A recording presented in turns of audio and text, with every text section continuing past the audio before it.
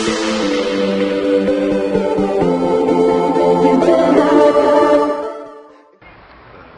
الله الرحمن الرحيم، والصلاة والسلام على سيدنا محمد أشرف المرسلين وعلى آله وصحبه أجمعين.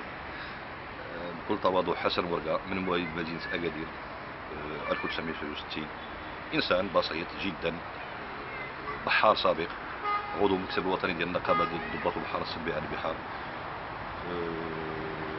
قرينا شوية ديال القانون، عرفناه، حاولنا نطبقوه فقط. التصوير، السؤال اللي كنتسنى باش تسولني لحقاش واحد المجموعه ديال الناس كيجات الفكره ديال التصوير هذه. التصوير كان تلقائي جدا، غادي كما جميع المغاربه مولف عندي هوايه نصور ندير واحد مجموعه الاشياء، فاذا به كيتصادف مع الخرق القانوني اللي دار هاد الدركي هذا. ونصح التعبير ماشي خرق واحد، كانوا جوج ديال الخروقات.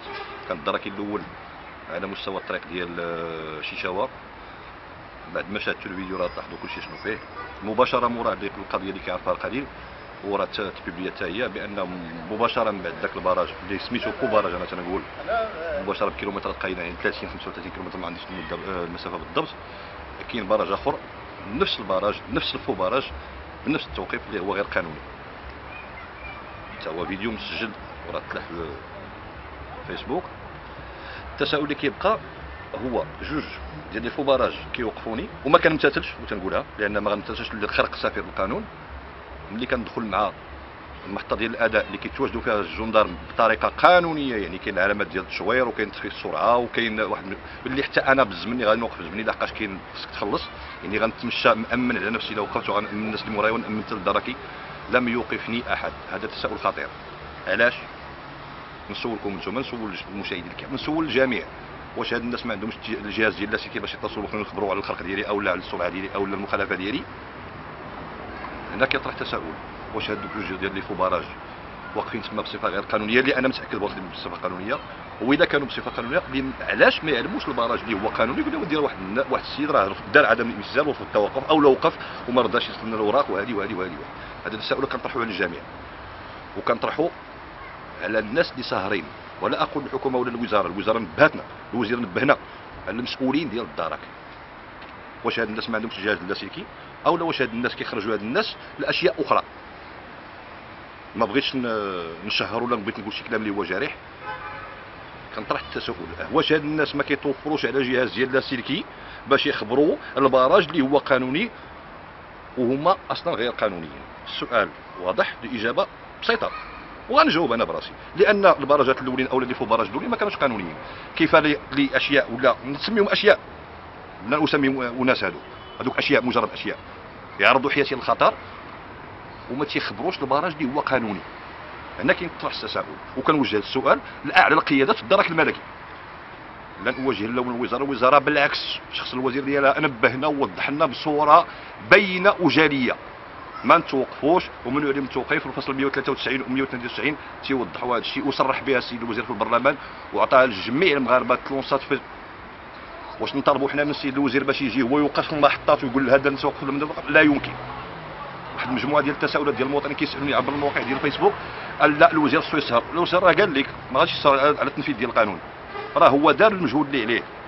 انا من هذا المنبر ماشي كنوجه ليه كنزيد فيه، لا كنشكرو لان قام بالواجب ديالو. وكنطلب من هاد الناس اللي متعاطفين معنا والله يجزيهم بخير، ما تبقاوش نلوحوا المسؤوليه على المسؤولين الكبار. واش صرح وكاين قانون بلا تصريح ديال الوزير، كاين قانون نطلعوا عليه ونعرفوه ونقراوه. وشكرا. سي حسن، الا سمحتي لنا تابعوا الفيديو ديالك وتعاطفوا معك، ولكن بغاو يعرفوا اشنو اللي وقع من وراء الفيديو. قلتي بان ما وقفك حتى شي واحد، ولكن اشنو اللي وقع من بعد؟ وضح السؤال شي شويش. يعني بغيت نعرف اشنو اللي عندك متابعه، عندك شنو اللي عندك الان حاليا؟ مرحبا. على ما تنظن نهار الجمعه كتصل بيا الزوجه ديالي كتقول لي راه الناس راه جاو الجندارم عندنا. انت كنتي خارج المنزل؟ خارج المنزل طبعا بطبيعه العمل ديالي، خارج المنزل. كتعيط عليا الزوجه ديالي، حقا راه اتصلوا جاو الدرك الملكي اولا الجندارم كما كيقولوا، دقوا في الدار، خرج لهم الصهر ديالي اللي هو الاخ ديالها، عطاوه واش الدار ديال حسن ور؟ قال لا هذه الدار ديال نسابو. كنقلبوا عليه هذا المصطلح هذا، كنقلبوا عليه. حنا كنعرفوا شنو هو من المفهوم المغربي ملي كتقول يعني ولا كيجي بوليسي ولا جندارم يصدق لك كيقول لك نقلبوا عليه، راه كتنوض روينه. نعم.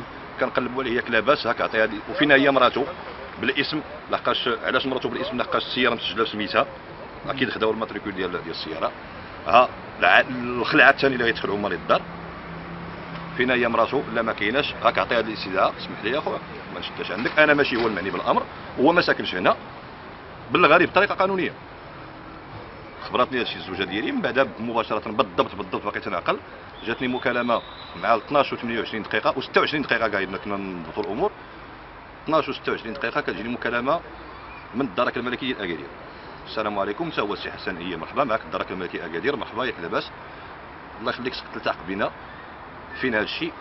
تلتحق بالسريه كما سما هو ديال ولا القائد القياده ولا ديال الشواء، راه الكوموندون كيتسناك تما شخصيا. امتى هذا الشيء؟ الا قدرتي تمشي دابا. بالفعل انا حسن نيه كنت غادي نمشي، نبهوني اصدقاء ديالي عاديين كذا منا، فين غادي ما فين غادي عادي كذا منا، غنمشي نشوف الجرم ودي الله يهديك فين غادي تمشي، راه تقدر تمشي ويعتقلوك. انت عندك قضيه مشكله خلقتيها سميتو نباتي الراي العام، وكتحارب جهاز اللي هو راه ماشي ساهل، وغتمشي انت برجليك حتى تما، ما معك حتى شي واحد، وغتمشي بوحدك سايكطونك حتى تما، يقدروا يلفقوا لك سوما، وهذا مستبعد جدا، ما نجرحوش حتى شي واحد. جلس اخويا في اكادير وارتاح مع راسك، الا بغاوك راه يجيو لك حتى للدار، والا بغاوك اصلا راه غادي يجيو لك حتى للدار، كما وصلوا للدار ديال نفسك راه يوصلوا للدار حتى انت، وهذا هو ما وقع. من خلال المنبر ديالكم كنشكر جميع الحقوقيين، جميع المحامون النزهاء اللي تضامنوا معايا، جميع الشعب المغربي اللي ساندني، جميع، وبدون نسيان نقدر ننسى في هذه المحنه هذه وهذا الارهاق هذا. كنشكر جميع المغاربه الغيورين من البعيده ولا من القريب اللي ساندني في هذه المحنه التي لا اسميها محنه بقدر ما اسميها مفخره ليا وللشعب المغربي، الشخص اللي كله كيتضمن كلمه حق. وقال الرسول صلى الله عليه وسلم: ما اجتمعت امتي على ضلاله. يعني ملي كتمشي معك نصف مليون مغربي كتأيدك في داكشي اللي كدير، ما يمكنش يمشيو معك كلهم هما غالطين، او نكون انا غلط ويساندوني في الخطا ديالي، ما يمكنش. تزكيه من القول ديال الرسول صلى الله عليه وسلم: ما اجتمعت امتي على ضلاله. وكنشكر الجميع وشكرا.